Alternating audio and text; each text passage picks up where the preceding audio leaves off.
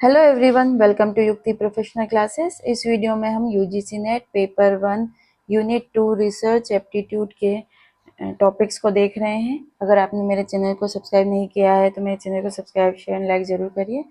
चलिए हम स्टार्ट करते हैं। तब है इम्पोर्टेंस ऑफ रिसर्च, अनुसंधान का महत्व।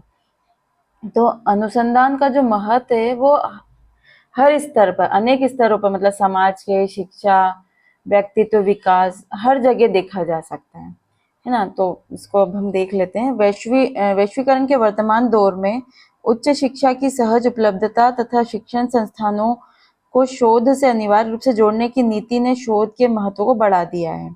अनुसंधान के निम्नलिखित महत्व है। मानव समाज को नवीन ज्ञान और गति प्रदान करना, है ना। तो क्या है, मानव समाज को क्या दे रहा है? नवीन ज्ञान दे रहा है, गति प्रदान कर रहा है। किस प्रकार से? जैसे मान लीजिए जो आर्टिफिशियल इंटेलिजेंस है, एआई का जो विकास हुआ है, ये एक नई खोज है ना। तो ये एआई के क्षेत्र में नई खोज मतलब ये नई नई खोजें होती जा रही है, जो समाज को तेज गति से आगे बढ़ाने में मदद करता है। हमारे एआई का उपयोग कहाँ कहाँ होता है? जैसे हेल्थ से एजुकेशन, ट्रांसपोर्ट, उद्योगों में, इंडस्ट्रीज में, यहाँ सब जगह इनका उपयोग हो रहा है। जिससे क्या हो रहा है? समाज में नई संभावनाओं, चुनौतियों का सामना करने के लिए हमें क्या नए नए ज्ञान मिल रहा है, गति मिल रही है ना। तो इस प्रकार से मानव समाज को नवीन ज्ञान और गति प्रदान किए हैं। दूसरा पॉइंट है जीवन के उद्देश्य की प्राप्ति का सरल उपाय देना। तो ये कैसे है कि जैसे ध्यान और योग के लाभों पर अनुसंधान किए गए हैं ना, कि जैसे मेडिटेशन तरह तरह के निकाले गए हैं, योग का आजकल प्रसार बढ़ गया है, उस पर और उसके लाभों को का रिसर्च किया गया कि क्या लाभ हो रहा है। तो ये क्या जीवन के उद्देश्यों के लिए मतलब सरल उपाय दिया है। जैसे अभी का दौर ऐसा चल रहा है कि बहुत तनाव होता है, स्ट्रेस रहता है सभी को ना। तो यहाँ पे क्या है कि तनाव को कम करने, मानसिक शांति प्राप्त करने के लिए ये जो ध्यान की जो मेथड्स है, योग जो है कि अनुसंधान किए गए हैं, जो लोगों के जीवन के उद्देश्य की प्राप्ति में मदद करते हैं। ठीक है, तो ये अनुसंधान क्या दिखाता है यहाँ पे कि जो ध्यान है, जो योग है, वो मन की शांति, स्वास्थ्य, जीवन के उच्च उद्देश्य के लिए, मतलब ऐसे उद्देश्यों को प्राप्त करने के लिए ये बहुत सहायक होते हैं। ठीक है, तो ये क्या ध्यान, ये जो योग था, ये सब था, ये हमारे पास ऑलरेडी था, लेकिन हमें इसके बेनिफिट्स नहीं पता थे। तो ये कहाँ से पता पड़ा? अनुसंधान के माध्यम से हमें पता पड़ा। ज्ञान के विकास में सहायक होता है। ठीक है, और है ना, तो ज्ञान के विकास में जो जेनेटिक्स वगैरह जो अगर हम देखते हैं, उनके बारे में रिसर्च होता है, आनुवंशिकी जो होते हैं, इस क्षेत्र में कई अनुसंधान किए गए हैं। तो ज्ञान के विकास में जो सहायक होता है, तो जैसे जेनेटिक्स वाल जो है, इस क्षेत्र में बहुत अनुसंधान हुआ। इससे क्या पता पड़ा? डीएनए के बारे में बताइए, डीएनए में कौन सी जानकारी होती है, और ये हमारे जो हेल्थ से, मतलब जो हमारे शारीरिक और मानसिक गुण हैं, उनको कैसे प्रभावित करता है। तो इस जो इन्फॉर्मेशन ने क्या किया, जो मेडिकल के क्षेत्र में, कृषि क्षेत्र में, अन्य क्षेत्रों में विकास की को गति दी है ना। तो ये ज्ञान के विकास में सहायक होता है। ठीक है, फिर है सत्य की खोज करना। तो ये क्या है कि किस अनुसंधान से क्या होता है, ये सिद्ध किया जाता है, कोई बात है जो है, उसको सत्य जो है उसको सिद्ध किया जाता है। जैसे पृथ्वी सूर्य के चारों ओर घूमती है, ठीक है, न कि सूर्य पृथ्वी के चारों ओर। ठीक है, तो ये जो अनुसंधान है सत्य की ज्ञान की खोज करने में, मतलब उसने महत्वपूर्ण योगदान दिया है, जिसने खगोल विज्ञान और विज्ञान की धारणा में मतलब एक क्रांति ला दी थी। ठीक है, तो ये एक सत्य की खोज की, तो अनुसंधान से क्या सत्य की खोज भी हुई है। प्रशासनिक व्यवस्था के सफल संचालन में सहायक होता है। ठीक है, तो जैसे सरकारी नीति, योजनाएं, इनका क्या प्रभाव होगा, इसके बारे में अध्ययन करता है। नए नए अनुसंधान प्रशासनिक व्यवस्था को सुधारने और क्या उसमें दक्षता को बढ़ाने के लिए क्या करना चाहिए, ये सब अनुसंधान के माध्यम से पता पड़ता है। जैसे शिक्षा की नीति पे नए शोध लाए गए, है ना, शिक्षण की गुणवत्ता को सुधारने के लिए ये महत्वपूर्ण योगदान था, जो नई शिक्षा नीति आई है कि इस शोध से पता नीतियों पर शोध किए गए और उसके हिसाब से शिक्षण की गुणवत्ता को सुधारने का काम किया गया है ना। तो ये एक प्रशासनिक व्यवस्था को भी एक सफल संचालन में मदद करता है। फिर है रूढ़िगत विचारों एवं व्यवहारों में सुधार का मार्ग प्रशस्त करना।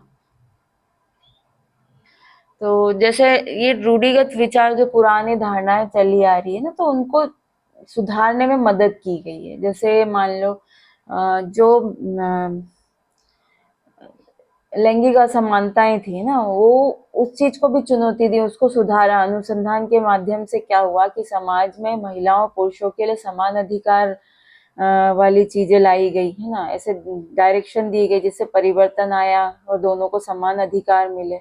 तो इससे क्या हुआ, जो रूढ़िगत विचार आए थे उसमें सुधार हुआ और धीरे धीरे इसको अडॉप्ट भी करते गए है ना, सुधार आता गया, इनको अडॉप्ट करते गए और फिर कुछ नई चीजों में रिसर्च हुआ, फिर पता पड़ा।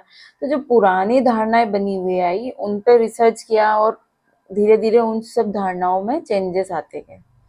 शिक्षक या अध्यापक अनुसंधान के माध्यम से सैद्धांतिक एवं व्यवहारिक समस्याओं का समाधान कर प्रगति का पथ प्रशस्त करता है। तो जैसे क्या है इसमें टीचर्स क्या जो विभिन्न जो उनके पास शिक्षण विधियां है ना, वो उनको समझ का अनुसंधान कर ये समझ सकते हैं कि कौन सी विधि जो है वो स्टूडेंट के लिए अधिक प्रभावी होगी। ठीक है, जैसे मान लो ऑनलाइन लर्निंग ज़्यादा सही है कि ऑफलाइन लर्निंग जो टीचिंग हो रही है वो ज़्यादा सही है। तो इससे क्या है कि शिक्षकों को ऐसे इनका जो इन्होंने अनुसंधान किया, मतलब इस पर रिसर्च किया, तो शिक्षकों को क्या मिला कि सैद्धांतिक और व्यवहारिक समस्याओं का समाधान करने में मदद करता है इस तरीके से। जैसे एग्जाम्पल हमने लिया ना ऑनलाइन और ऑफलाइन, तो बच्चों को पढ़ाने के लिए क्या मेथड ज़्यादा सही है ना, तो वो उस चीज़ को फिर हम एक्सेप्ट किया। तो एक्चुअल जो प्रॉब्लम आ रही है कि बच्चे पढ़ क्यों नहीं पा रहे या क्या है, तो इससे हमने जैसे रिसर्च करके पता पड़ता है कि क्या समस्या आ रही है बच्चों की पढ़ाई लिखाई से रिलेटेड, क्यों वो फोकस नहीं कर पा रहे हैं या क्यों इंटरेस्ट नहीं ले पा रहे हैं, क्यों नहीं समझ में आ रहा है। तो इन सब पे ऐसे विभिन्न अनुसंधान कर करके वो एक समाधान, व्यवहारिक समस्या का समाधान ढूंढ ले पाते हैं। ठीक है, अनुसंधान जिज्ञासा से मूल प्रवृत्ति की संतुष्टि होती है।